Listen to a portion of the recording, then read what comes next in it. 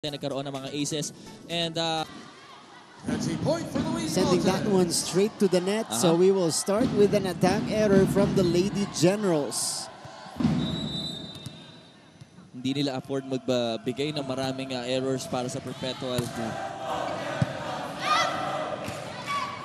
Here's Rhea Magalona opting to send out the free ball.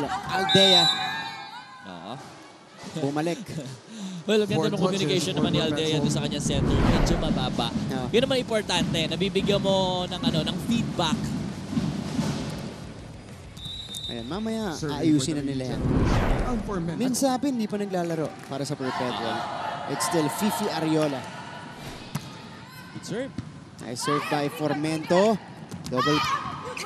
Oh, yeah. That's a combination coming from Perpetual. Was a double quick attack. Yeah. A front kick, quick and back quick, and then ibibigay sa open. Pero sa back quick yung decision ng kanilang setter. Ano mo, John Vic, nakita natin to from the Benilde Lady Blazers way back in season 97. Ginagawa nila yan. And the other teams started to do it again. Dito sa season 99 na natin. Kasi LPU ginagawa na yan. Perpetual ginagawa na. Arellano has their own version of that. Razonable. Off speed that drops in for Razonable. I like her attitude na every time na makakapuntos siya. Alam mo yung mafe-feel mo na gustong-gusto niyang kumuha ng points para sa AAC. Kanina nga nung opening set natin, kahit gaano kalaki silang dehado, di ba? Same pa rin yung swag niya, yung demeanor niya on the court. Kasi Martin, ako naniniwala kung ang swag, hindi mo ginagawa yan para maging pangit yung image mo or dahil may attitude ka. Ang swag ay dala-dala yan kung ano yung energy at yung adrenaline mo during the game. That's right. At syempre, you know, you're hoping that with whatever it is that you're doing, mahahawa yung teammates mo, maaangat mo yung kumpiyansa nila. Kung ano yung energy mo, kung palaban ka inside the court, tas yung mga teammates mo out of focus, mararamdaman nila yan And then eventually, maa-adapt nila hanggang sa iisa na kayo ng vision. That's right. Oof! Rotational error for EAC. Rotation error para sa EAC. On the side of EAC, which is strange kasi kanila yung service doon. At sayang yun, Martin. Dito sa mga ganitong klaseng, pag hindi ka sure na ikaw yung server, pwede mo naman itanong sa committee sa board of committee natin dun sa table kung sino yung magsaserve para hindi sayang yung point. Formento. Backset Brutas. Razonable. Chance ball to para sa Perpetual. Ariola. Tapol. Seeing that donut hole at the middle. Cut shot para kay Dapol. Maganda sana yung combination play kasi pumasok ng big quick. And then papasok siya ng tres sa middle. Kaso medyo buka yung set kaya hindi niya na-follow na malakas. Pero napaganda pa yun para kay Daps. Shy. Good pass. Combination here. Covered this time by Ann Brutas. Inangat ni Fifi Ariola. Here's Bustamante. Rally continues. Longest one so far. Tapol. Cordial. Digs it up. Attack from behind is dug up as well. Joust. That is won by the single player, Camille Bustamante. Long rally para sa Perpetual and EAC. But the point goes to Perpetual. 2v1 at the net. Nanalo yung 1. Medyo medyo mahabang rally ang Martin. Mahaba. Pinakamahaba natin so far. It's good to see. As I say that, sasabihin ko dapat, it's good to see EAC get their bearings here in the match. Pero Brutas has been committing attack errors. 2 out of 6 points ng Perpetual ay galing sa errors na binigay ng EAC. Grabe. Yan yung ayaw mong gawin if you're EAC kasi dumadali lalo ang buhay para sa Perpetual. ay nakikita naman natin, nagtatrabaho talaga itong EAC. Yeah. Floor defense, attack. So yung force error, yun talaga ang nagpapa-low moral para sa koponan ng EAC. Nice approach coming from Camille Bustamante. Timeout EAC. And it is now a 5-0 run for the Lady Altas to take the 4-point lead. Maglalaro nang hindi nyo naiintindihan yung instruction. Ang sabi ko, humarap ka pa down. Hindi ko sinabing humarap ka pa down, pa-cross, tapos paluin mo pa down. Wala akong sinabing humarap ka lagi pa down. Doon mo dalhin yung bola. Posisyonan nyo ng tama kasi pag-aatake kayong dalawa, humarap kayo ng tama sa area. Hindi yung nakapihit ka kagad sa cross court. Ang batakihan mo sa down, di ba? Tsaka, na naman yung block mo na nakataas. Pasukan mo kung papasukan mo. A very simple instruction para kay coach. Kung ang target ng team is pumalo at pumuntos dun sa may butas, which is yung down the line na sinasabi niya, kailangan yung katawan mo, iharap mo kung saan mo gusto papuntahin yung bola. Ba't nagka-cameraman si Hentapa dyan? Oo nga. Jade Hentapa, bago na nating miyembro ng broadcast team. Nasa prod ka na din. Sa prod. Our score is serving time. Ano pa? Sige, tingnan natin kung susundin to ng EAC. Again, you sense the frustration mula dito kay Coach Rod Palmero. Pero kahit may frustration, chill na chill pa rin siya doon. Magalona.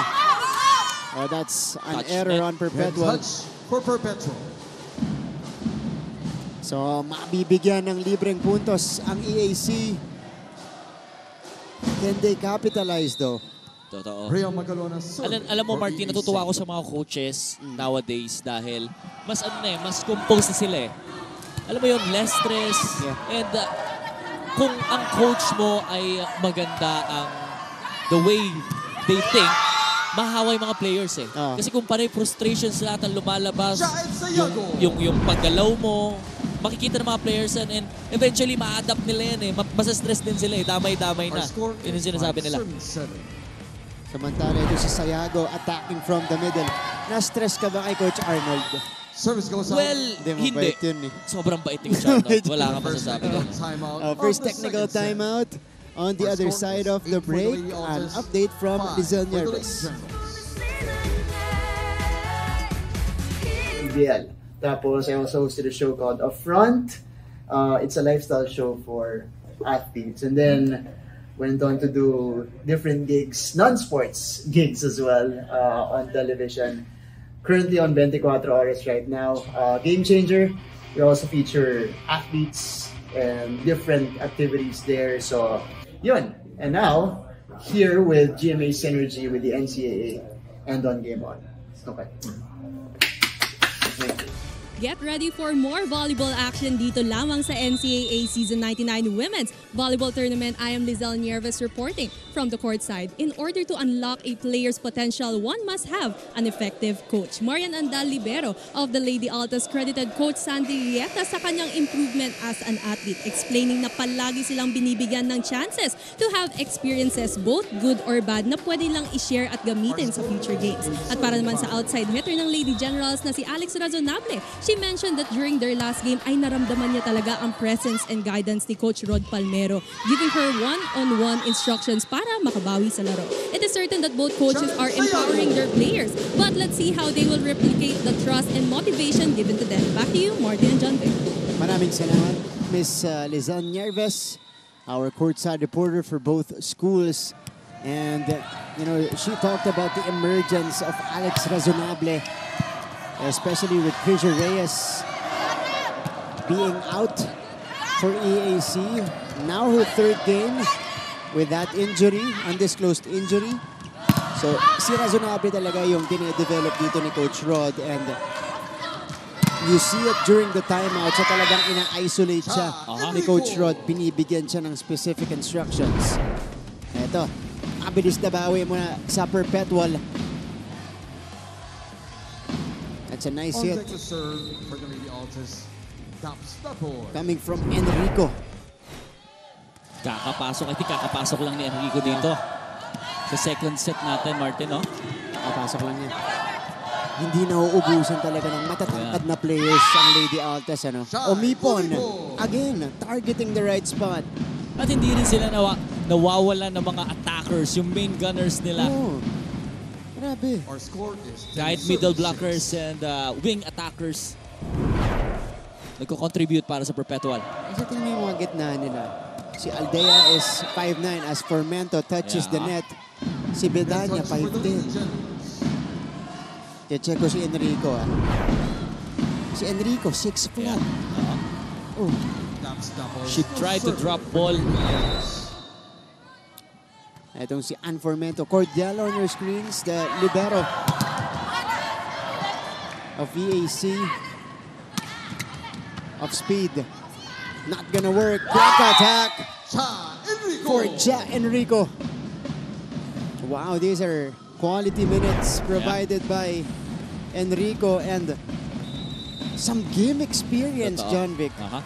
And I really love the players na pag binigyan ng opportunity ng mga coach na maglaro inside dito sa NCAA court, alam mo, tinitake nila yung chance na talagang kailangan may ambag ako for the team. Kailangan yung short period of time na ipapasok ako, baka ito na yung maging basis para mas mahaba na yung oras ko sa mga susunod na games. And for Perpetual, especially kasi gagraduate na si Razel Aldea, of course, their captain and main middle blocker. Ja Enrico. Pansin din natin yung pagtangkad ng mga middle blockers natin sa NC. We talk about Arellano, lagi naman matangkad. Oo. Benit, may laging matangkad na player. Perpetual. Pero kapag kahit JRU, meron na silang Pat Del Pilar na 5'11", Ring Bataran na 5'9", Score 5'10". is 14 serving 7. As we see the swing coming from the Lady Altas. So, the volleyball program sa mga school natin talagang ini-improve. Totoo. Oh, Razel Aldea Razel Aldea. connecting on the quick. 15-7 now for the Lady Altas. Another dominating Ja performance. Enrico is serving. This time in set 2. Underhand, set up from behind. Lapit sa net. Oops. Yeah. Kinapos lang. Itong si Shai Umipon. Attacker.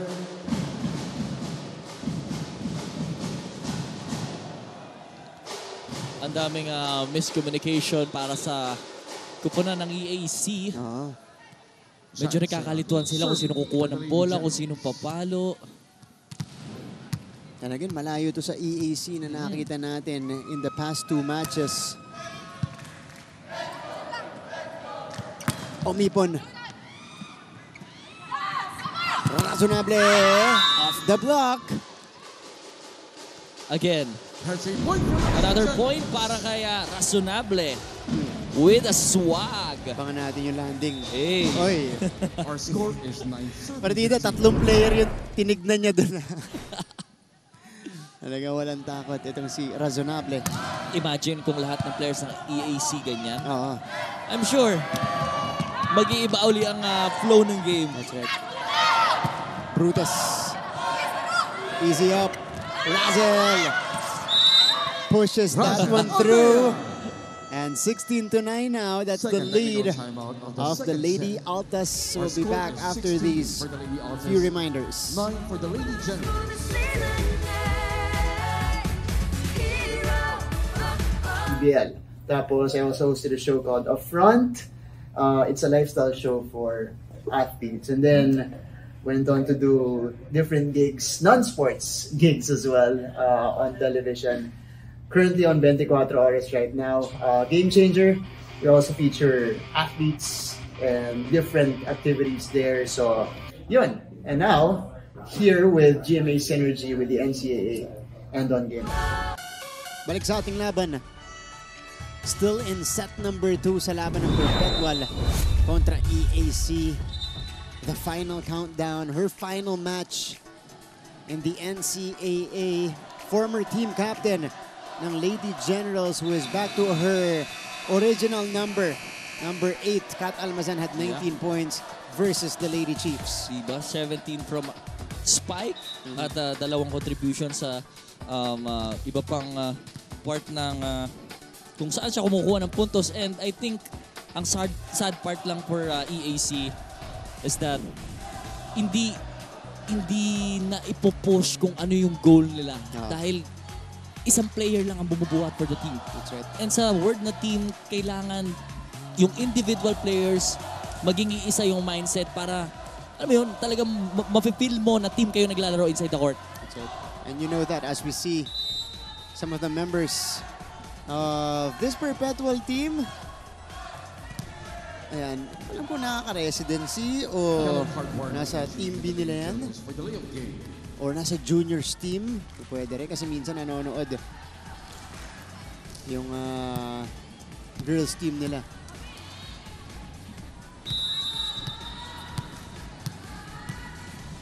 (16-9). Nakita rin niyo rin kanina. Iyan na. Binigyan na ng bola si John Vic. Yeah. Kukunin ko sana eh. Tutulungan mo sila. At saka minsan yung mga ganong bola na medyo alanganin na huwag mo nang kunin. Kasi baka dun yun pa yung mag-cause ng injury eh. Madisgrasya ka pa dito. Yeah. Nice ace. Ariola continues to serve well. Razonable. Lozano was there. Omipon. Cordial. Picks it up. Alex again. Shai. What a wind up. And a put down for Shai Umipon. Grabe yung diskarte dito ni Umipon. And very impressive dito kay Umipon. Kanina pa siya nakakascore dun sa may down the line. Yeah. Ibig sabihin, alam niya yung weakest part. Sumabit sa net. Ayun nga lang. Si Razel Aldea. But that's something they can afford here. Up by 8 in set number 2. Ito, babalik sa laban natin. De Andres for Cordial. Palitan na ng libero para kay Coach Rod. And Formento back as the primary setter. Too long. That's long. Oh, she thought it went in. Ito yung Perpetual Lady Altas natin. Nakapost. Ayan. Oh. Just having fun. Oh, di ba? May nagpipicture ba? Meron pala. May Meron. nagpipicture. Nagpipicture pala. Sakto yung tutok ng cameraman. Grabe. O di dalawa na yun. May video na sila. Oo. Meron pang photo. Samantala itong si Umipon ay meron ng 8 points. Sa Perpetual. It's been Alex Razonable. Yes. Who's been scoring for the Lady Generals. Alam mo, ang saya sana ko si Almasan tsaka itong si Razonable. Razonable ay magsabay ng Correct, laro. ano. Curious din ako bakit nire-reserva ni Coach Rod si Kat, or is it a case of giving the other players some playing time? Oh, Razel Aldea has been effective from the middle today. Nakakailan na si Aldea. For the Lady Altas. Number 1 taps tap all out. Ganda talaga yung connection niya with Fifi Ariola. Meron na siyang 6 points si Our score Martinez. is 20 serving 11. Of Quicks. Almeñana, who produced towards the end of set number 1, is back for the Lady Altas. Brutas. Dig by Aldea. It is kept alive and sent across. Here comes Formento. Magalona. One motion quick will not work. Orendain sending it long. 21-11.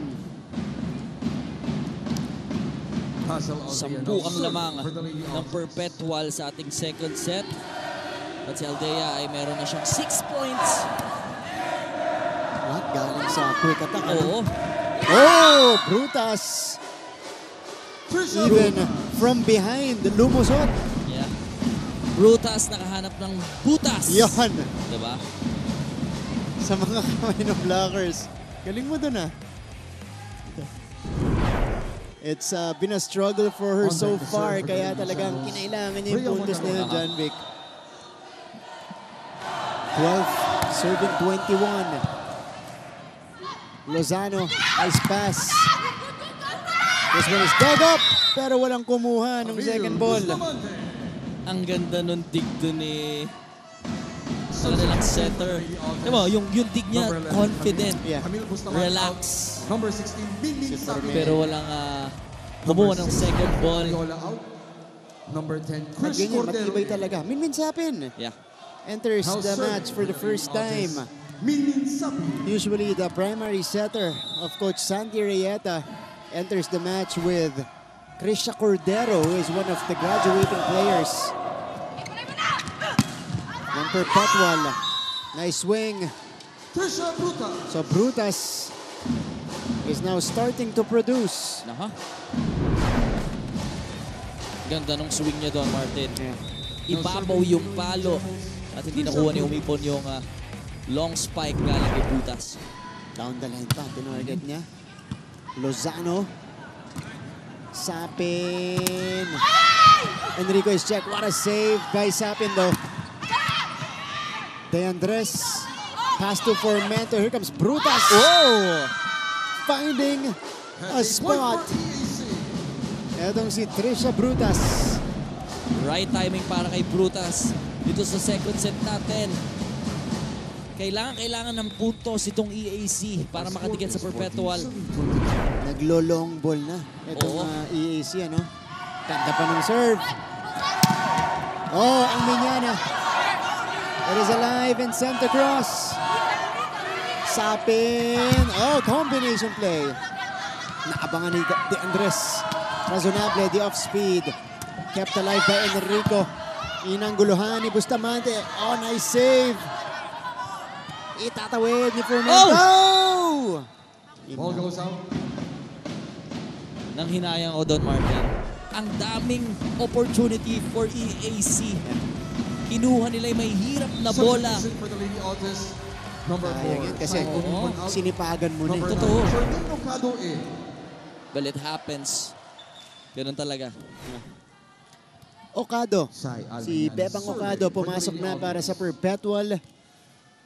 Isa sa mga potential graduating players. Kasi si Ocado at si Bedanya, meron pa silang 2 playing year pa. Oh, big help para sa team.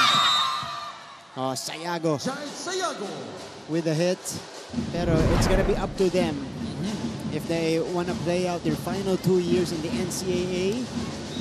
Actually, yan yung mahirap for athletes na may chance ka pa sanang maglaro. Pero minsan, nag-iisip ka, kailangan ko na ba na mag-work? Kailangan ko na ba tapusin yung studies ko? Yeah. Napakahirap na decision yan for the student athletes. That's right. Chris Cordero. They have a decision to make in the coming months. The Lady Autos are Let's now take a look at this set windup point. from Bustamante. Yeah, Camille Bustamante. Giant I don't know, that's Krisha Cordero scoring for Perpetual. Service error. That's her first point today. And pinasok na ni Coach Sandy yung mga players niya para sa Perpetual. Giant Sayago. 16. For the Lady Generals. 24. Sayago to serve. This is a player na pwedeng i-develop That's ni an Coach ace. Rod. Buo ang loob. For Giant Sayago. Ito ni Sayago. Jade Sayago. Good serve. Yeah. Alam mo, nakakatuwa dito sa EAC. Our Mas score is kumakarga yung service nila Yeah. sa end part. At nakikita nilang set point na itong Perpetual. But again, Sunod. Aces for Giant Sayago. 2 sunod na ace yan. diba? Jade Sayago making a difference. Nilito niya. Itong Perpetual players doon. Good serve. Another one. Chance ball. A difficult pass to Formento. Here's Razonable. Net touch. Ooh, there's a net touch. Net touch for the Lady Autos. So, EAC will save 3 set points. Ang tanong, Martin, Giant Sayago. maaabutan kaya nila Oo. itong set point ng Perpetual? Feeling ko, pag nakapuntos pa sila dito, magta-time out na si coach. Kanta ulit ng serve yun. Oo. Okado. Overpass. Joust is won by Perpetual. And that's how we will end the second set. The Lady Altas take a commanding 2-0 lead. That's the end of the second Babalik po set. tayo Our para score sa is set number 3 ng laban na to. Ito po ang NCAA Season 99 on GTV. They now lead the game 2 sets to 0.